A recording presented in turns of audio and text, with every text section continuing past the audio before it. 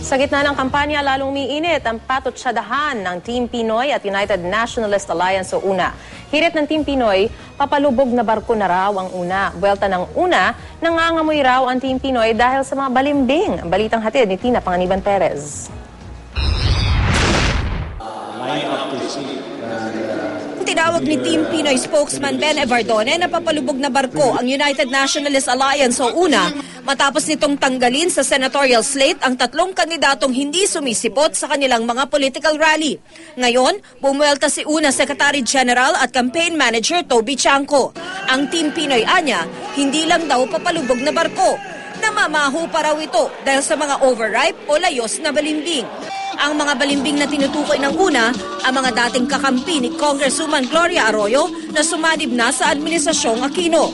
Ang papalubog na barko naman, paglalarawan daw sa alyansa ng Liberal Party at Nationalist People's Coalition o NPC. Patay na raw ang alyansang ito. Paano naman hindi magiging stinking ship yan? Puro naman balimbing ang nahandoon sa kanila.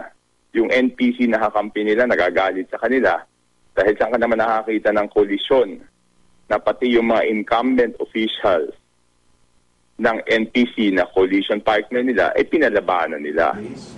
Ayon naman kay Liberal Party spokesman Miro Kimbo, hindi raw dapat mauwi sa gantihan at batuhan ng patutsada ang kampanya. Ang dapat daw pag-usapan, mga programa at plataforma. Pero di niya pinalampas ang komento tungkol sa papalubog na barko. How can it be a sinking ship? The Team Pinoy has 12 of the strongest candidates we have now. Ang mga umaarangkada po sa lahat ng usapin po ng surveys ay puro po mga kandidato po namin. Sabi naman ni NPC spokesman Rex Gatchalian, nilinaw na nila noon na buhay pa rin ang alyansa nila ng LP.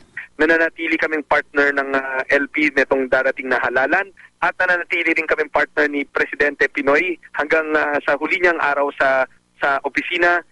Tina Panganiban Perez, GMA News.